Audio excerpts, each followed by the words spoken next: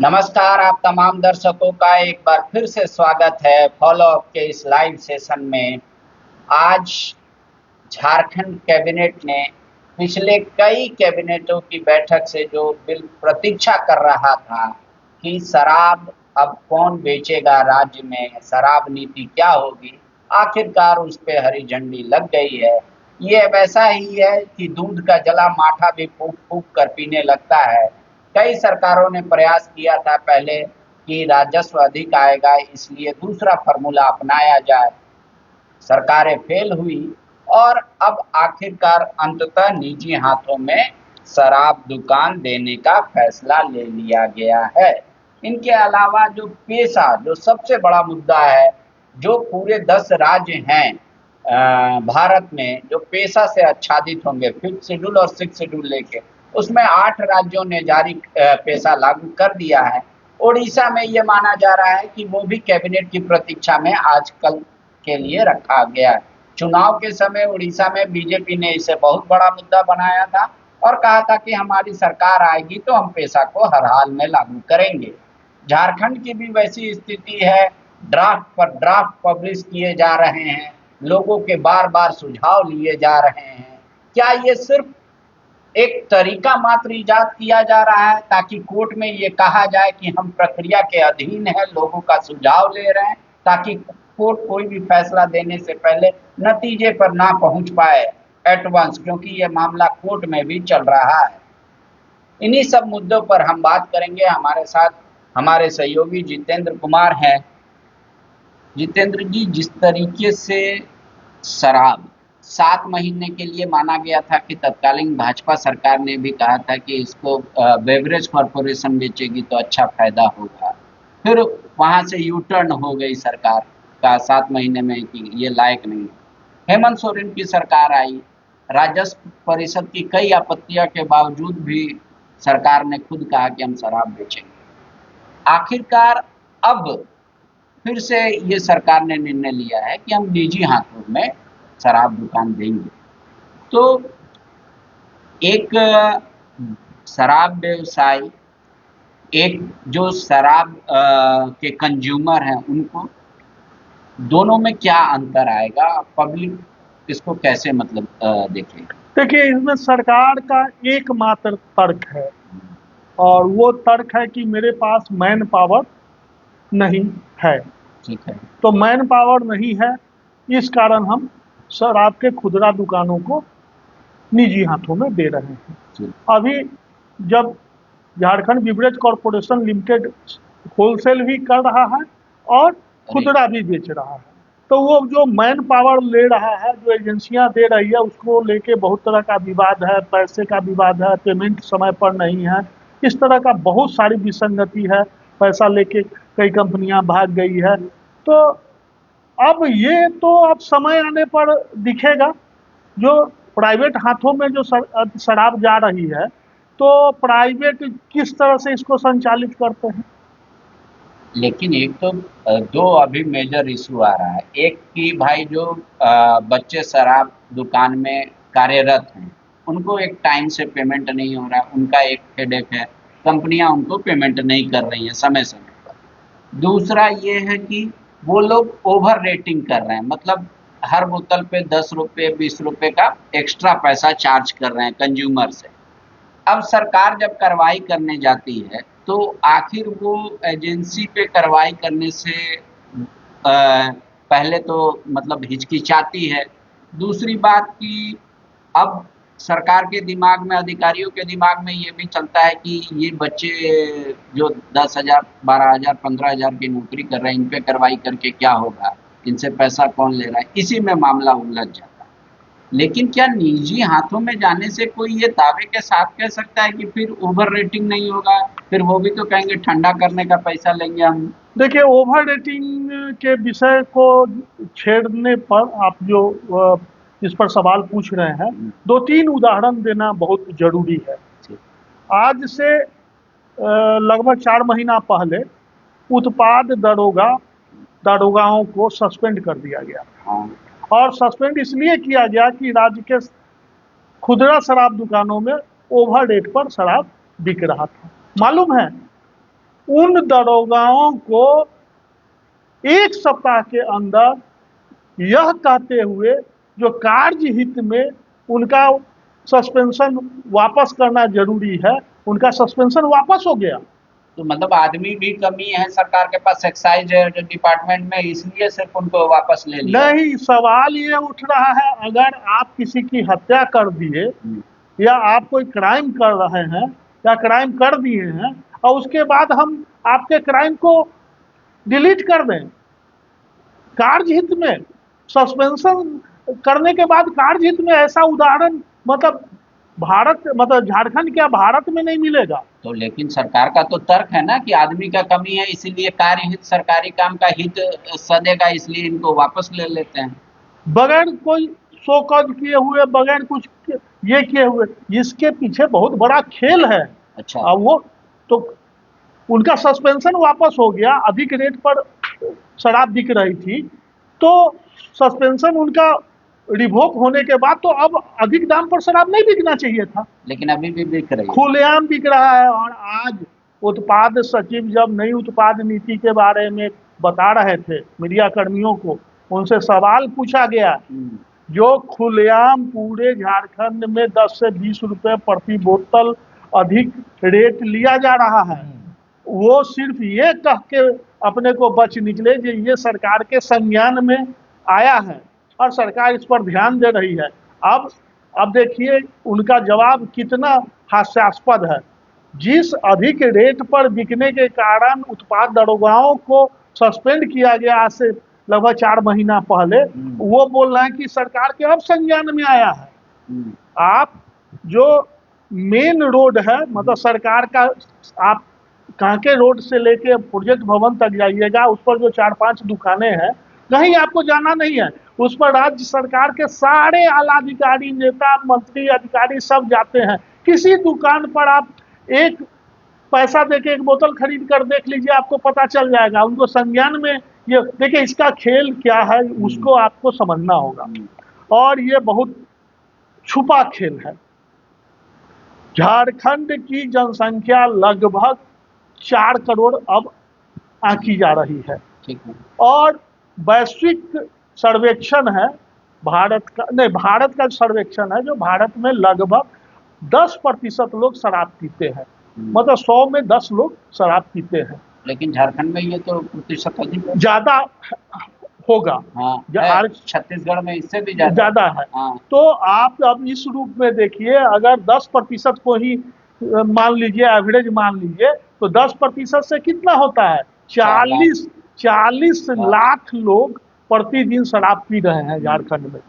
अगर 40 लाख में 30 लाख लोग अगर शराब खरीद रहे हैं बोतल, तो आप प्रति बोतल 10 रुपया अधिक पे कर रहे हैं, तो 3 करोड़ रुपए की वसूली प्रतिदिन हो रही है, ये 10 रुपए के अधिक रेटिंग से। और इस पैसे का आपसी में बंदरबांट हो रहा है, और यह बगैर पूंजी का, मतलब बगैर कैपिटल का, मतलब यह लाभ है। इसमें ना कहीं कोई पूंजी लगा है, ना कोई मैन पावर लगा है, ना कुछ है।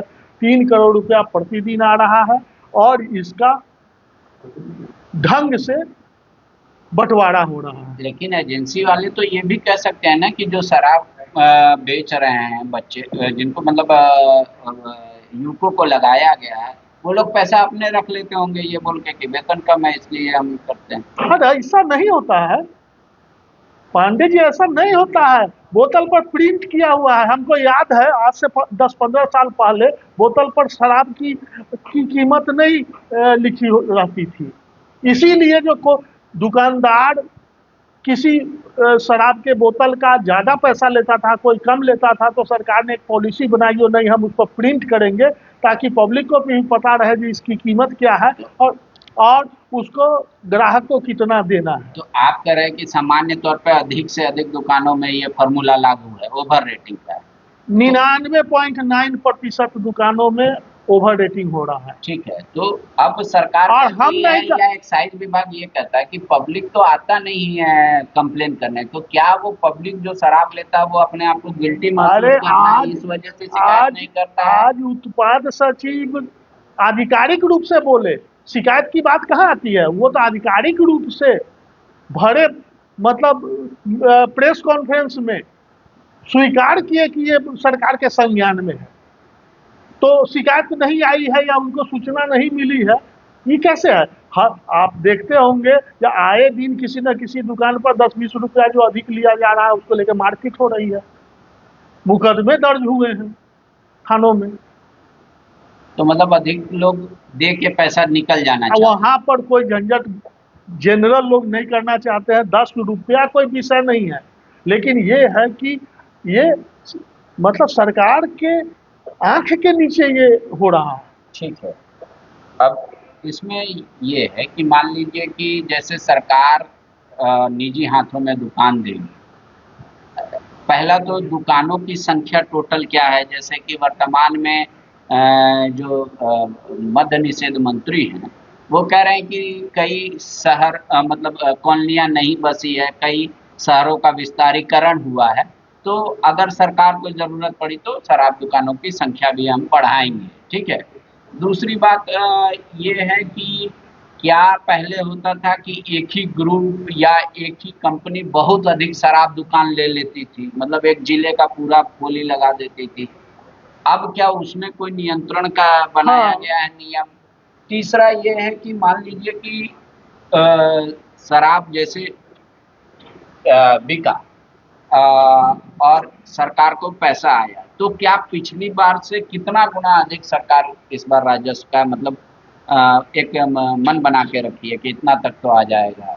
नहीं, आज इस पर सवाल किया गया था और इस सवाल का किसी ने कोई क्लियर जवाब नहीं दिया। ये उत्पाद सचिव का भी कहना था कि इसका कैलकुलेशन किया जाएगा, अभी बताना मुश्किल है जो क्या लाभ होगा, कितना राजस्व में वृद्धि होगी। ठीक है। दुकानों की संख्या के बारे में जहां तक आप पूछ रहे हैं, तो अभी बताया गया है जो 1456 दुकानें पूरे स्टेट में शराब की झारखंड में चिन्हित है, ठीक है। उसका जो रूल रेगुलेशन के अनुसार और जो उन्होंने सीलिंग बताया है, जो एक दुकान से लेकर 4 दुकानों का एक ग्रुप होगा, माने एक ग्रुप में कहीं एक दुकान भी हो सकता है, कहीं 2 दुकान भी होगा, कहीं 3 दुकान भी होगा, अब मैक्सिमम 4 दुकान होगा। तो एक जिले में कोई भी व्यक्ति या फर्म अधिकतम 4 ग्रुप नहीं 3 ग्रुप ले सकता है, एक 12 दुकान अधिकतम। अच्छा।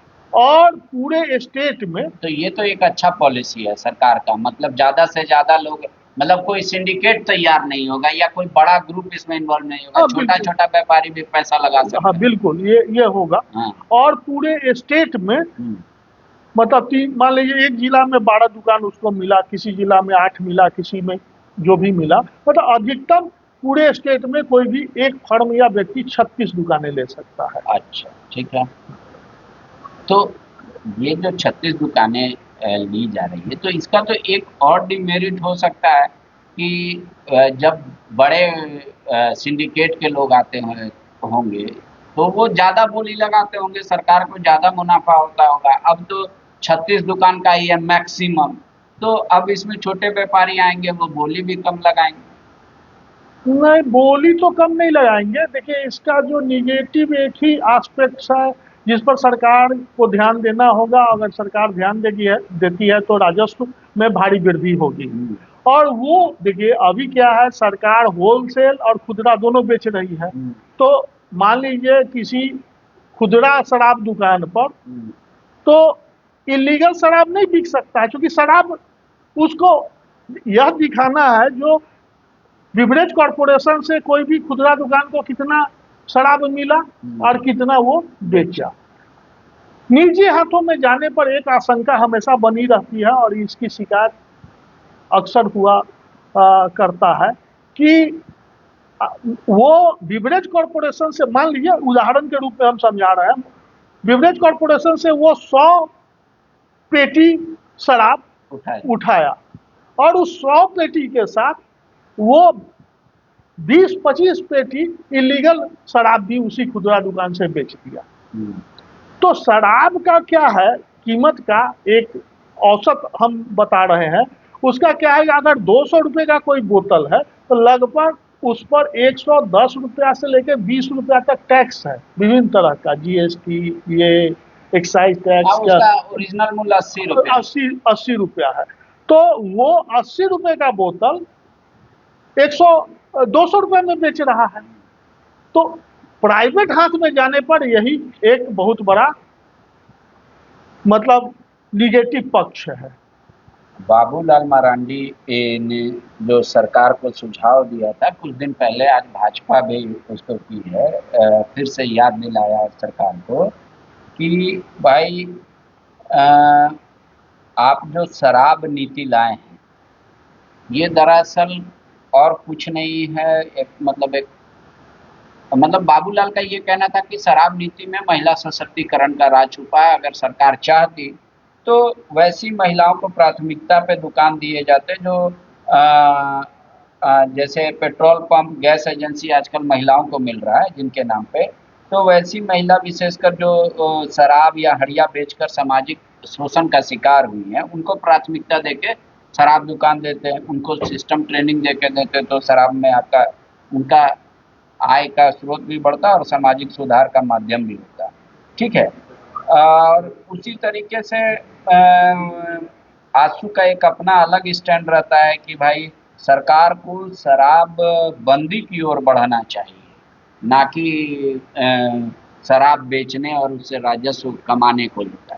तो ये क्या अभी वर्तमान में सरकार का जो राजस्व की स्थिति है उस स्थिति में ये लग रहा है कि मतलब शराबबंदी की ओर हम बढ़ सकते हैं? देखिए, हम शराबबंदी के पक्षधर नहीं हैं और उसका ताज़ा और सबसे बेहतर उदाहरण बगल का पड़ोसी राज्य बिहार है।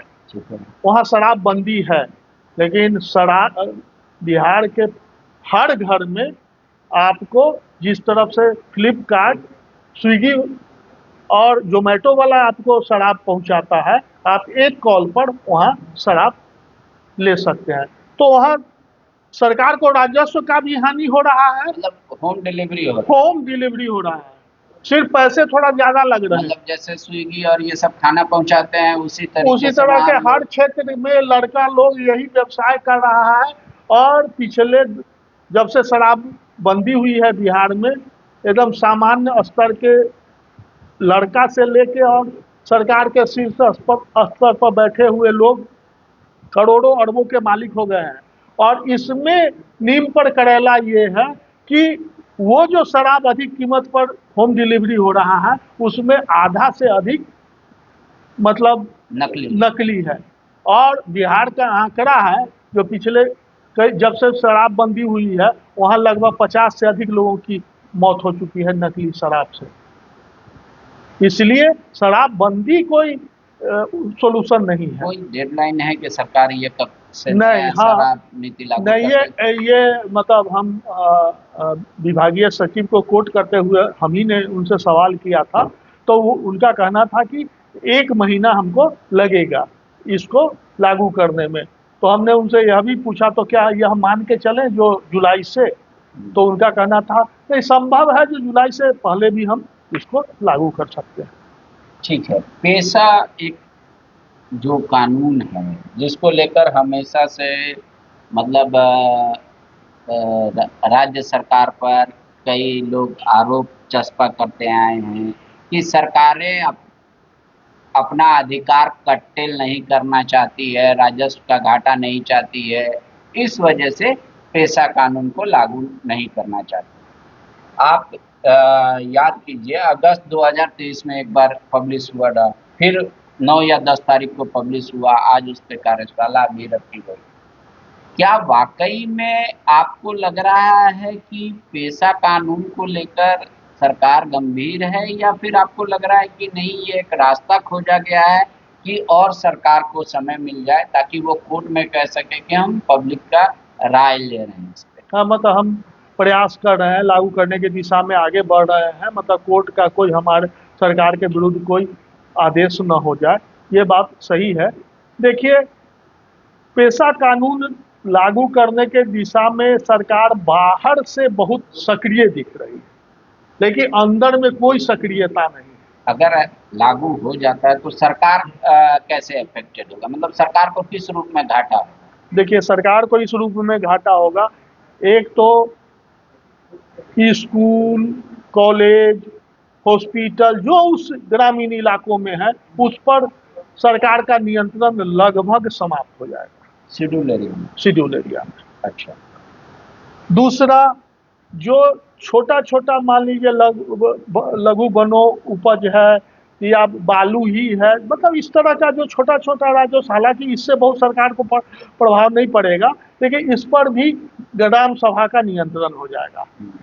तीसरा जो सबसे महत्वपूर्ण है, जो सरकार को 1 एकड़ जमीन एक्वायर करने में नाको चने चबाना पड़ेगा। बगैर ग्राम सभा के सहमति के कोई जमीन का अधिग्रहण नहीं होगा, हस्तांतरण नहीं होगा। और तब उस स्थिति में जब जहां झारखंड में जमीन अपने आप में एक कैंसर का रूप ले चुका है, वहां पूंजी निवेश हम कैसे करा पाएंगे? कोई भी पूंजीपति जो करोड़ों अरबों पैसा लगाएगा, उसको जमीन जब तक नहीं मिलेगा, और वह भी जमीन निर्विवाद जमीन आप दे दीजिए। जमीन तो बहुत कंपनियों को मिला, उस पर कोई झंडा गाड़ रहा है, वहां पर कोई विरोध कर रहा है, कोई जीएम लैंड बता रहा है, कोई वन भूमि बता रहा है, तो उस पर कोई पूंजी लगाएगा। हमको आप अगर कहेंगे जो जितेंद्र जी आप मोराबादी मैदान में आप घर बना लीजिए, हम आपको जमीन दे रहे हैं, तो मोराबादी मैदान में हम घर बना पाएंगे? हम पैसा खर्च करेंगे, 10-20 लाख रुपया लगाएंगे, वो तो सरकार की जमीन है।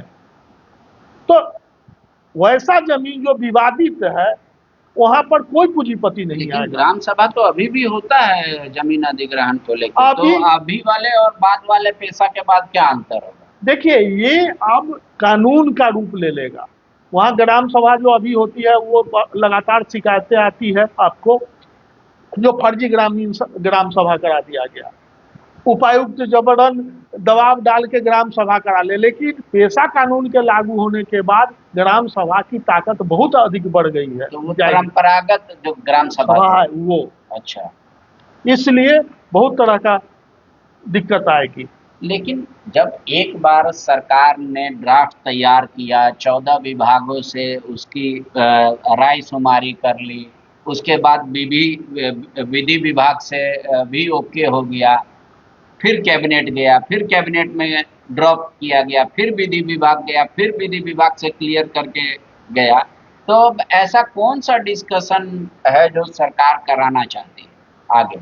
नहीं, आप तो बोल गए ना, जो हाईकोर्ट में मामला चल रहा है, आज डिस्कशन हुआ ना, पूरे मीडिया में ये बातें आई ना, जो सरकार पेशा नियमावली को लागू करने के लिए स्टेक होल्डर जो हैं, जो ग्राम सभा से जुड़े हुए हैं, बुद्धिजीवी हैं, उनका सुझाव लिया गया है। अब उस सुझाव को ड्राफ्ट में इंक्लूड किया जाएगा, फिर उसका पब्लिकेशन किया जाएगा और उसको लागू किया जाएगा। तो इसको लंबा खींचना है, और क्या है? लंबा खींचने के अलावा कुछ नहीं है। अगर लंबा नहीं खींचना है, तो आज सरकार के आज जो मतलब कार्यशाला में जो लोग थे, सीनियर लोग थे, जो अधिकृत लोग थे, उनसे यह पूछने पर ये नियमावली कब से लागू होगी, किसी ने डेट नहीं बताया। तो लेकिन एक बात तो है, जो 8 राज्यों में जिस तरीके से ये लागू है, वहाँ की क्या सरकारें कुछ दिक्कत महसूस कर रही हैं? क्योंकि पेशा जो मैंने पढ़ा, देखिए 96 में अटल जी की सरकार ने इसको पेशा कानून बनाया। 2009 में मॉडल ड्राफ्ट पेशा रूल एक कांग्रेस पार्टी की तरफ से बनाया गया, मॉडल ड्राफ्ट, और लगभग उसी से मेल खाता है जो पुराना ड्राफ्ट है, उसमें 8 राज्य ऑलरेडी लागू है। तो वहाँ की सरकारों को कोई कष्ट नहीं हुआ? हाँ, वहाँ के बारे में अभी हमको बेहतर जानकारी नहीं है, इसलिए हम इस पर कुछ कमेंट नहीं कर पा रहे हैं। हाँ। लेकिन लागू तो करना ही पड़ेगा, क्योंकि संसद से पास है, तो आज न कल लागू, जितना दिन तक इसको लंबा खींचा जा सकता है। आज की कार्यशाला में मुझे जो एक अंतर देखा, चूंकि आप तो वहाँ पे फिजिकली मेंटली मौजूद थे, कि जो 2 धड़ा हो गया था पेशा कानून के अंदर ट्राइबल समाज का, उन सारे धड़ाओं को एक मंच पे लाके अपनी बात कहने का मौका दिया गया। यही एक अंतर दिखा। पहले सामान्य तौर पे फ्लोट करके लोगों से राय शुमारी ली गई। तो क्या कोई नतीजे पे आज पहुंचा गया या रास्ता दिखा उसका? नहीं, आज तो किसी नतीजे पर नहीं पहुंचा गया। आज हुआ क्या? आज हुआ सिर्फ ये कि जो पेशा से जुड़े जो कानून का जो धारा है, जो प्रावधान है, उसको उस पर जो आपत्ति है या सुझाव है, जो इसके जानकार है थे, वो उन्होंने सुझाव दिया, वो उन्होंने आपत्ति की, इस तरह की बातें आई। और अब उन बातों को नियमावली में सम्मिलित करने का आश्वासन दिया गया सरकार की ओर से। अब जैसे आपको दीपिका पांडे सिंह ने कहा, और अच्छी बात बोली उन्होंने, कही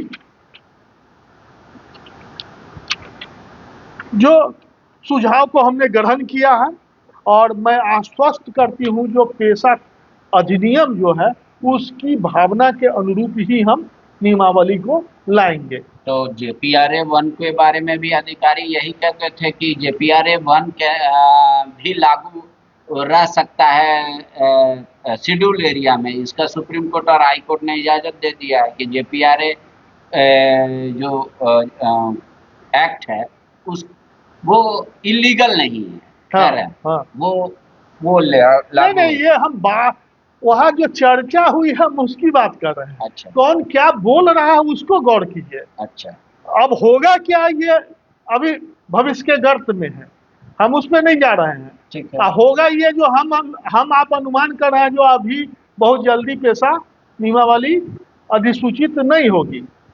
अभी तत्काल मतलब हमको जो दिख रहा है, जो महीना 2 महीना 4 महीना अभी हमको तो नहीं दिख रहा है। लेकिन जो बोल रहे हैं, अब जैसे दीपक बिरुआ कहा कि जो सुझाव पर अमल होगा और दुरुस्त और तंदुरुस्त नियमावली बनेगी। मतलब कितना अच्छा लगता है वो जो बोल रहे हैं, दुरुस्त भी रहेगा तंदुरुस्त भी रहेगा।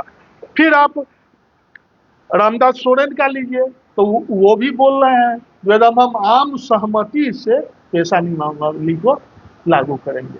लेकिन और एक समाज का धड़ा है जो ये कह रहा है कि पेशा लागू हो और शेड्यूल एरिया में ये 3 लेयर का जो चुनाव होता है ये नहीं हो।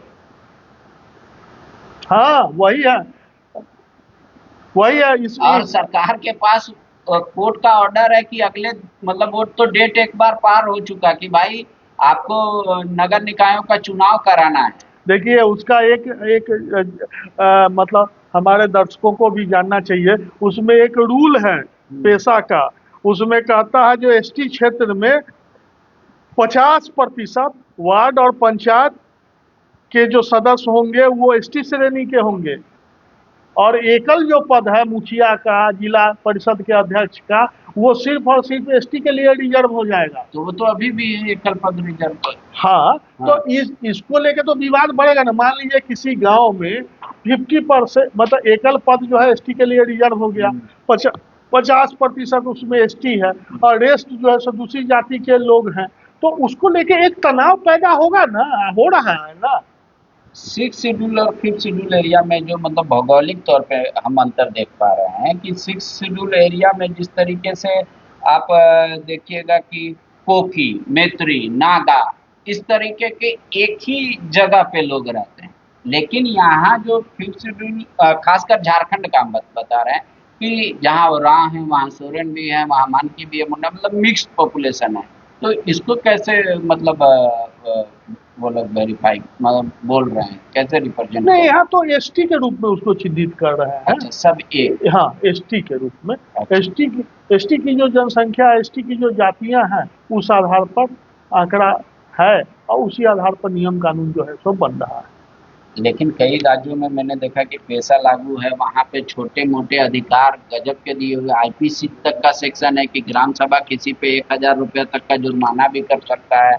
ग्राम सभा को जमीन का झंझट दूर करने का अधिकार होगा। मतलब वो एसडीओ और इनके पास दौड़ नहीं लगाएगा, बिल्कुल, झगड़ा भी आपस में सुलझा लेगा। हाँ, 2-4 महत्वपूर्ण चीजें हैं। तो ये तो परंपरागत रूप से पहले होता था, लेकिन अब जब से देश बना, आजादी हुआ या लोग आए, तब तो ये सब मामला तो कोर्ट में चला जा रहा है या एसडीओ के पास चला जा रहा है। हाँ, वो वही तो बात है। अब जैसे आप बता रहे हैं जमीन की बंदोबस्ती, लघु खनिज, विकास योजनाओं का चयन, लाभुक का चयन, दंडित करने का अधिकार, भू अर्जन पर ग्राम सभा की सहमति, वन उपज पर ग्राम सभा का अधिकार, वनों का संरक्षण, मादक द्रव्यों का व्यवसाय, मतलब उस इलाके में ग्राम सभा की सहमति के बगैर कोई शराब की दुकान नहीं खुल सकती है, शराब नहीं बिकेगा। तो सरकार को तो ऐसा नहीं लग रहा कि हमको बहुत ज्यादा राजस्व का लॉस हो जाएगा ऐसे? हालांकि देखिए आप इसको भी पढ़ेंगे, Jharkhand minor minerals compensation act, उसमें भी एक है कि भाई ग्राम सभा करा के और कैटेगरी 1 के बालू को ग्राम सभा को ही देने का। लेकिन उसमें ये है नियम कि भाई पहला ग्राम सभा अगर में डिसीजन नहीं हुआ तो दूसरा में कोरम पूरा करने का जरूरत नहीं है। देखिए आज कार्यशाला में ये बातें उठी थी बालू वाली। हाँ। उसमें कहना था वक्ता का कि कैटेगरी 1 का बालू जो है वो बहुत ही निम्न स्तर का है और कैटेगरी 2 का जो बालू है वो बहुत अच्छी क्वालिटी का है। तो वही हाल है जैसे दही जो है सरकार खा जाएगी और जोड़न जो है सो ग्राम सभा को मिलेगा। अच्छा, तो उसमें भी चेंजेस चाह रहे हैं? हाँ, उसमें भी चेंजेस चाह रहे हैं, मतलब कैटेगरी 2 का भी बालू मिले, क्योंकि कैटेगरी 1 में तो कोई पैसा ही नहीं है। मतलब जोड़न और दही वाली बात है तो समझ सकते हैं। और जो हटिया बाजार लगता है उसका भी टेंडर वो लोग खुद करेंगे।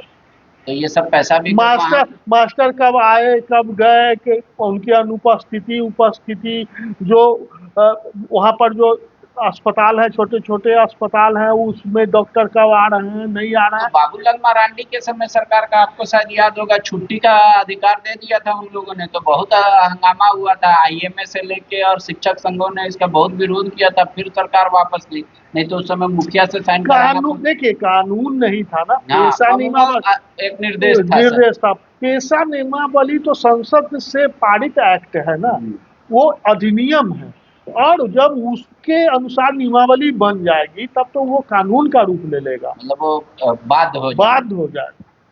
तो मतलब इतना आसान नहीं है अभी पेशा? बिल्कुल नहीं। शुक्रिया। सरकार के कई अहम महत्वपूर्ण फैसले हैं, आप जाएं www.thefollowup.in, इस वेबसाइट पर जाकर आप पढ़ सकते हैं कि आज कैबिनेट में जो फैसले लिए गए हैं दरअसल वो क्या है, उसको विस्तार रूप से आपको जितेंद्र जी ने लिख कर रखा है। आप उन सारे चीज़ों को पढ़िए, कई महत्वपूर्ण निर्णय लिए गए हैं। पेशा को लेकर कह रहे हैं कि सरकार लागू करने से ज़्यादा ये दिखाने में उतारू है कि हम उतारू हैं इस कानून को लेकर, ये है दरअसल मकसद। इसी वजह से बार बार कार्यशाला या सुझाव मांगे जा रहे हैं। सच्चाई क्या है? क्या फिर उड़ीसा हमसे पहले लागू कर लेगा और आखिरी राज्य हम बचेंगे, या फिर पेशा जल्द ही जमीन पर दिखेगा? जैसा भी होगा, सरकार के निर्णय से आम जनता आप पे हम पे क्या इसका परिवर्तन होगा, उसका भी हम आपको एक एक बारीक चीज से अवगत कराते रहेंगे। फिलहाल के लिए आप सभी का शुक्रिया।